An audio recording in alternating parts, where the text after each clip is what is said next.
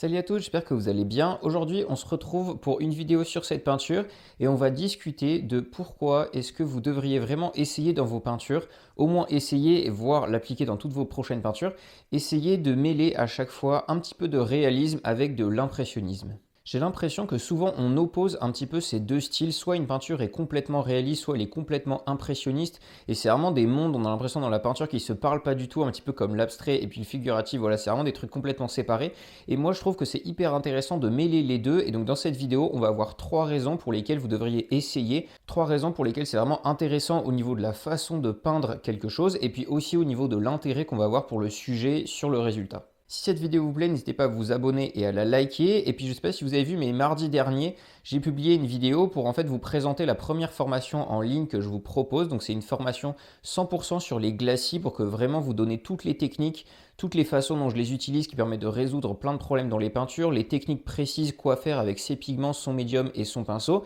Et puis après, plein de cas pratiques où on travaille un petit peu sur cette peinture-là. On fait plein de glacis, de perspective atmosphérique, de contraste, de couleurs, de détails, de textures, etc. Voilà. Je vous présente vraiment tout ce que je connais sur les glaciers. C'est une formation qui est aussi bien faite pour les débutants que pour les peintres plus avancés. Il y a vraiment plein de choses dedans. Donc voilà, si vous avez envie de progresser sur les glacis, d'apprendre plein de nouvelles choses, n'hésitez pas à aller voir. Il y a le premier lien en description pour aller l'acheter sur mon site internet. Le premier élément dont je voulais vous parler, c'est que de façon assez évidente, quand on peint avec un style impressionniste, on va gagner du temps sur la précision qu'on va devoir avoir avec son pinceau. C'est-à-dire que l'impressionnisme, c'est du jeu avec des contrastes et avec des couleurs. Il faut très bien choisir ces mélanges de peinture parce que c'est vraiment les couleurs qui font tout dans une peinture impressionniste.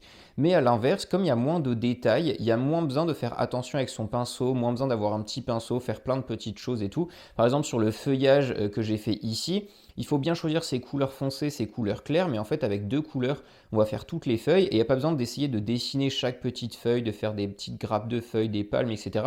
En fait, on va juste tapoter avec son pinceau, faire des grosses formes générales, un truc un peu chaotique, aléatoire, et ça va suffire, donc c'est beaucoup plus rapide à faire sur sa toile. Ça va être la même chose par exemple quand on veut faire des nuages un petit peu rapides comme j'ai fait ici, des nuages plutôt impressionnistes, c'est-à-dire qu'on ne va pas essayer de dessiner toutes les frontières des nuages, on ne va pas du tout le réfléchir, on va juste faire quelques mélanges de couleurs et puis les étaler de façon chaotique. Il y a une logique dans ce qu'on fait, c'est pas non plus n'importe quoi sur sa toile, il y a une logique de mettre la lumière au bon endroit, les foncés au bon endroit, mais le côté impressionniste en fait c'est qu'on ne va pas dessiner tout ce qu'on va faire, on va juste faire des touches de peinture assez grossières et chaotiques qui vont donner l'impression qu'on a bien détaillé des nuages ou bien le feuillage d'un arbre, alors qu'en fait on a juste tapoté avec son pinceau de façon un peu random.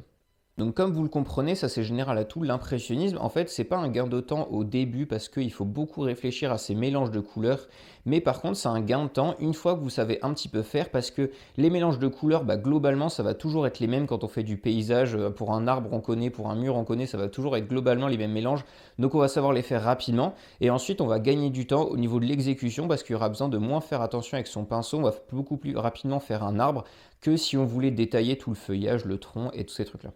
Donc le premier gros avantage de mêler réalisme et impressionnisme, c'est que vous allez pouvoir passer beaucoup de temps à détailler le cœur de votre peinture, votre sujet principal. Par exemple, si comme moi vous faites des personnages dans vos peintures, vous allez passer beaucoup de temps à le détailler, à faire tout le drapé, à bien faire un portrait, etc. À tout bien détailler là-dessus. Et puis ensuite, sur tout ce qu'il y a autour, vous allez gagner du temps parce que vous allez faire les bons mélanges de couleurs. Mais au niveau de l'exécution, pour faire la végétation, pour faire des bâtiments ou plein de petites statues qui vont faire un peu le décor réaliste autour, et en fait ça je l'ai fait en mode impressionniste, c'est-à-dire j'ai juste fait des touches de peinture sans complètement chercher à tout détailler, sinon ça aurait été très très long.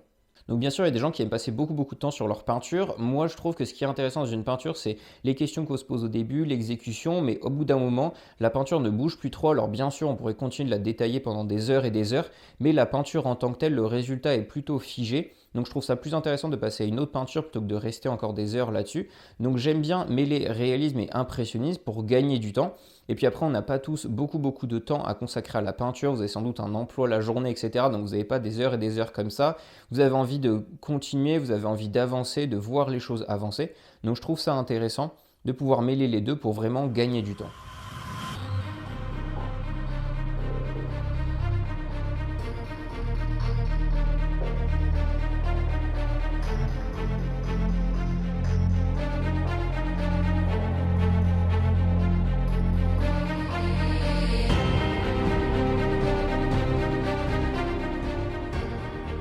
ça, le premier point, c'était vraiment la partie la plus logique au niveau du gain de temps. C'est très pratique, mais vous allez voir que ça a des conséquences, deux conséquences principalement, qui sont aussi très intéressantes à appliquer dans sa peinture et qu'on peut rechercher pour elle-même en dehors du gain de temps que ça produit. La première conséquence, c'est que ça va recentrer l'attention sur le sujet principal de votre peinture. Il y a deux cas de figure, soit vous faites votre sujet principal, votre personnage au milieu de votre décor comme moi ici, très détaillé, et puis tout le reste avec un style impressionniste. Dans ce cas-là, comme tout le reste est impressionniste, ça va plutôt être flou, ça va être des grosses touches de peinture, ça va avoir quelque chose de beaucoup plus flou que la partie réaliste détaillée de votre peinture. Donc ça va recentrer l'attention sur la partie détaillée sur laquelle vous avez mis plein de contrastes, plein de petites touches beaucoup plus fines que sur le reste qui est plutôt flou, on va dire, parce que c'est impressionniste. Donc ça, d'un point de vue artistique, d'un point de vue composition, ça recentre l'attention de l'observateur sur ce que vous avez détaillé.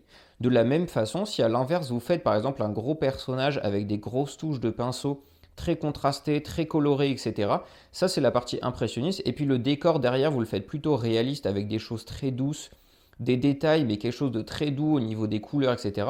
Bah là, à l'inverse, l'attention sera recentrée sur la partie impressionniste parce que c'est là où vous aurez mis des grosses touches de pinceau très contrastées, très colorées. Que ce soit dans un sens ou dans un autre suivant le rendu que vous avez envie d'avoir sur votre peinture, l'intérêt ici, comme vous le voyez, c'est de vraiment recentrer l'attention sur le sujet principal. Et ça, c'est très important. Ces effets de flou d'arrière-plan, etc., on peut les faire d'un point de vue réaliste, en floutant exprès et tout ça. Mais l'approche impressionniste, en fait, a beaucoup d'avantages parce qu'en plus de gagner du temps, ça vous force, en vous mettant dans la tête que vous peignez en mode impressionniste, ça vous force à faire des grosses touches de pinceau, à mieux choisir vos couleurs, vos contrastes et tout ça. Et du coup d'avoir un rendu flou qui est très joli, mais qui va quand même permettre de bien centrer l'attention sur votre sujet. Et enfin, la deuxième conséquence, c'est que lorsque vous allez utiliser une approche impressionniste, comme c'est plutôt des grosses touches de pinceau sans aucun dégradé autour, et ben ça va faire des couleurs qui vont être beaucoup plus franches sur votre peinture. J'en ai parlé dans la précédente vidéo sur tout ce qui est de l'histoire du blanc. Quand vous faites des couleurs qui sont très franches, qui sont complètement faites avec des pigments colorés, ça permet d'avoir quelque chose qui est beaucoup plus... Les pigments sont plus à la lumière, donc ça fait quelque chose qui est plus jaillissant, une plus belle lumière, des plus belles couleurs, etc. Et ça, c'est très intéressant parce que dans votre peinture, la zone qui va être impressionniste va du coup beaucoup ressortir par rapport à la zone qui est plus réaliste et donc avec des couleurs plus douces, plus dégradées, plus mélangées. Donc par exemple dans ma peinture ici, moi l'arrière-plan il est assez dégradé dans des teintes qui sont assez ressemblantes, assez uniformes, proches de l'ocre, du gris, du blanc, du bleu, tout ça. Alors qu'au premier plan, par exemple sur toute la glycine que j'ai fait sur le bâtiment, bah là j'ai fait plein de touches de peinture très colorées avec du vert, différents tons de vert, avec du violet, du mauve, ces petites touches-là. C'est une approche complètement impressionniste parce que j'ai pas du tout détaillé toutes les fleurs et les feuilles, j'ai vraiment tapoté avec mon pinceau, j'ai juste bien choisi mes couleurs. Et vous voyez que comme les couleurs ne sont pas du tout mélangées, c'est vraiment les touches brutes de pinceau, ça fait qu'elles ressortent bien, on a quelque chose de très joli, des jolies couleurs. Et ça, c'est dû à l'approche impressionniste, on va juste tapoter son pinceau sans chercher à détailler tous les trucs.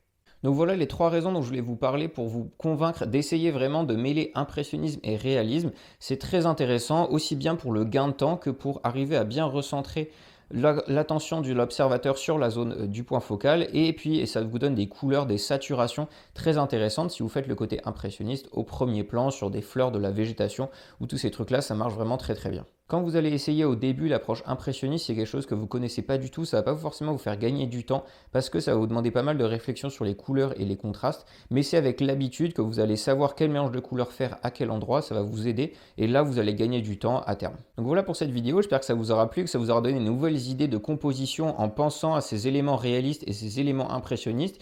Il ne faut pas se dire que c'est complètement des zones opposées dans la peinture, on peut assez simplement les lier ensemble. Moi je le fais souvent dans toutes mes peintures, il y a toujours de la végétation, des murs ou des trucs comme ça, des petits détails qui sont complètement faits en mode impressionniste sans détailler, juste rapidement avec quelques zones de couleurs. Comme je vous le disais en début de vidéo, n'hésitez pas à aller voir mon site internet pour voir la formation 100% sur les glacis que je vous propose, j'en ai utilisé beaucoup dans cette peinture, donc voilà, si ça vous intéresse d'avoir beaucoup de choses sur les glaciers, de pouvoir progresser sur ce point-là, si vous n'avez jamais essayé ou si vous avez du mal à le maîtriser, n'hésitez pas à aller voir cette formation. En attendant, portez-vous bien, peignez bien et à la prochaine.